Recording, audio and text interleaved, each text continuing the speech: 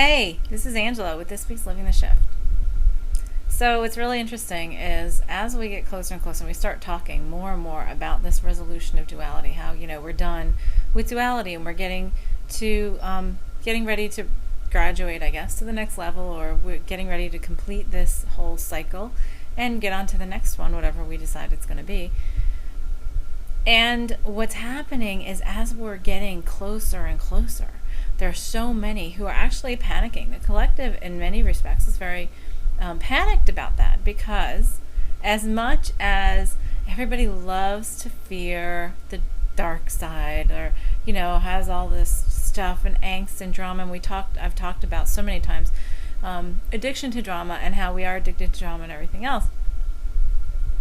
So many times I get this question, and I hear this question of, well, isn't that going to be boring? Like if you have nothing to challenge you, or you have nothing to, fight against, or you have, all love and whatever, then how do you have any fun? How do you have any challenge to it?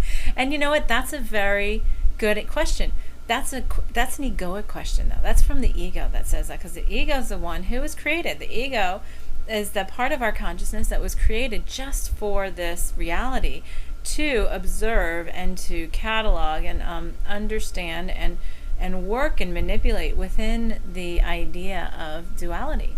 And if you go back to the very, very basic understanding of it being a me and a not me thing, which creates then all that kind of stuff, a good and a bad, a high and a low, a right versus wrong, and all that kind of stuff. And the ego has thrived on it and become such a huge part of our consciousness that it has actually become the rulers of our consciousness at this plane, on the earth plane. And it's funny because my understanding is we have like 12 levels of consciousness, and then that's just for our individual, and we get to the I am, and then there's collective, there's oversouls, there's so many different levels of consciousness, and this is just one small part of it. So we are simultaneously existing in all of these levels of consciousness, but we have chosen so much focus on this 3D consciousness that the ego has really done a good job of growing itself, growing its place within that kind of picture. That what happens is when we propose to anyone, to the ego, that the ego's where the ego's listening, we say, okay, yeah, we're getting ready to get rid of that. Yeah, that place, your comfortable playing field, getting rid of it altogether. It's all gone. The ego panics and goes, oh my God, what do you mean? It won't be fun anymore. And actually what's happening is it'll make all these rationalizations, it'll make all of these arguments, but what happens there is it then feels like, oh no, I'm going to get my job cut. It's like that inevitable feeling when you work for large corporate. I did it for 17 years. But there's essentially the people who are threatened to be on the chopping block, so to speak. When there's like a reorganization or something, start over-rationalizing their jobs, start saying, well, how can the company survive without this? And how will this happen? And how will, this just won't be any good, and all this kind of stuff. And you come up with all this stuff. Well, that's what the ego's doing right now, because the ego's looking around going, wait a second, I've become really comfortable here, and I've become really powerful. And I've really gotten the lay of the land and everything.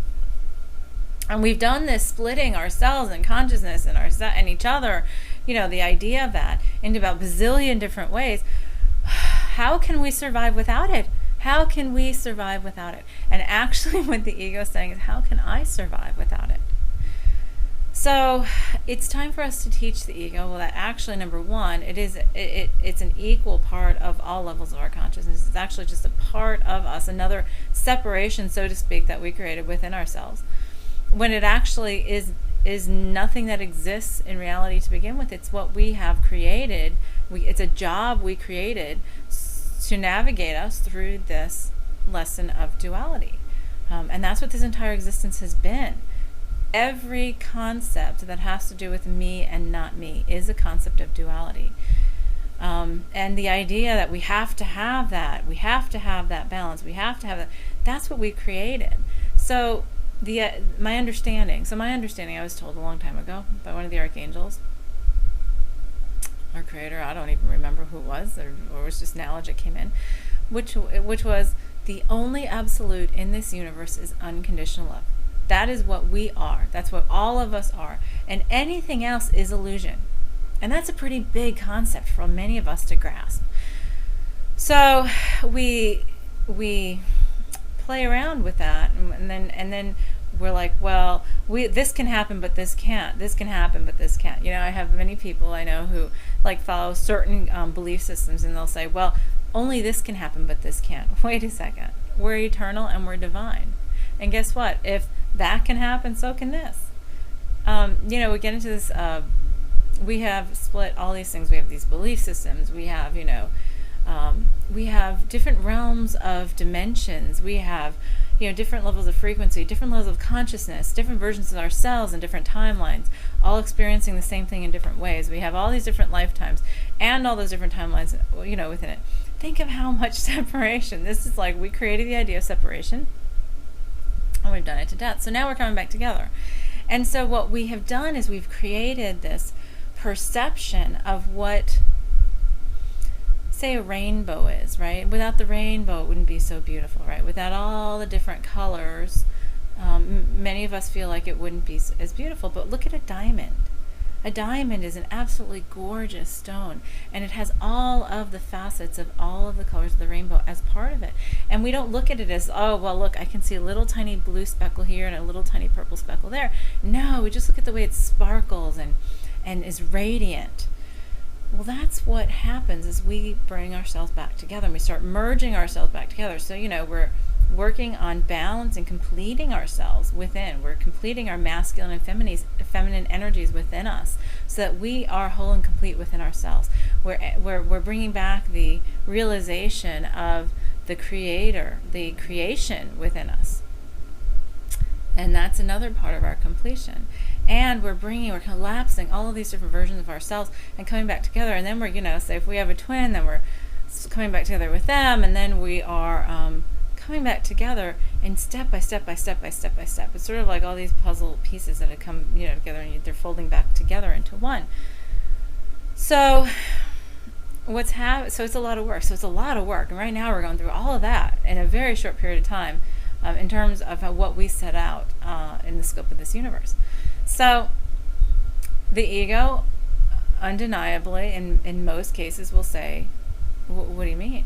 What do you mean you're getting rid of me? My job is so important. I am so important. How can you get rid of me? You're going to be so bored without me.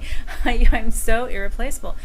And instead, it's time for us to start thinking, well, here's the thing. As much as we're beginning to remember, right, part of it we have shielded from ourselves as part of the fun, as part of the game, right? So we don't remember all of it. Different individuals, we remember different things, and the story sort of comes together, and that's part of the fun of this puzzle. But my understanding is also that we don't remember what the next level is, what this Earth 2.0 is, and my understanding is it is the next level of, still maintaining some sort of individuality, but in a much higher, more enlightened way. And we do still have an ego, but the ego will have a much different role, and it'll be an evolved role. And we don't know what that is yet. It's going to be a completely new playing field, a completely new game. It's like picking up a new sport that you've never played before, and you're going to saying, okay, so how do we play this? And you just have to learn the rules and how it's played and where the fun is in it all over again. And that's all what it's about. It's all about having fun, because essentially we're eternal. So we are all one. We're always all one. We're always here. We have always been here. And so the next, so we create all of these different complex existences and just different parts to creating ourselves in different, recreating ourselves in different ways, and learning and experiencing ourselves in different ways. And that's part of our game. One time I was in meditation, and actually several times this has happened, but where I go out and way, way far out, and I am this huge, amazing creature, and there is nothing but bliss, nothing but absolute bliss. And all I do is go around and create stuff, right? It's awesome. I just think, and it's there, right? And that's essentially what we can do. It's just we've forgotten, right? And then I'll come to this point, and I'll see this little window, and I'll look through the window and I realize, wow, that's my consciousness on earth right now, this little tiny window. And wow, and we're like we are manipulating ourselves and creating reality. We're creating a play on stage right through these little windows, with these little laser beams. It's sort of like they do like the laser surgeries and stuff now, right? So they never actually cut into somebody, or they do, but it's like they don't actually have to put their hands in because the laser does all the work. So that's really what we're doing. We do it to such an nth degree, and it's such a small part of us. Another thing that was shown a long time ago is that we actually have we have limited ourselves to how much bliss we can feel within these physical bodies up until now, and because of the vibration, the density that we've been working under, and our vibrations are changing, the energies are changing, so our capacity to actually feel and experience our divine level of bliss is expanding as we go along. So when we think about things from the old paradigm, when we think about things from the mindset of, oh, well, like, how much better could it be? Like, oh, I know what happiness is, and I know what an orgasm is, or I know how, being orgasmic or totally, blissful is all about. But the thing is, we've forgotten. And I had somebody, one of the guys or something told me a long time ago that, as much bliss as we can have in this body, the orgasmic feelings that we've created from sex and from making love, that has to do with just a remembrance, just a slight remembrance to how we actually exist at all times in that highest vibration of unconditional love. Well, then when I look at it from that perspective, I think, well, why do we want to go away from that? But the thing is, we create a different playing field all the time. So as we are changing, it's important for us to release any resistance the ego has to thinking that if we actually got into a much more enlightened state, generally, like collectively, that we would be bored, that it would be, no challenge or whatever. And it's just accepting and understanding the idea that the ego's role is going to change and evolve as we change and evolve, and we shift the way we exist again into a new game, so to speak. So on that, something to consider. It's a lot to think about, but have a great week. We'll talk to you next week, and this is Angela with Living the Shift.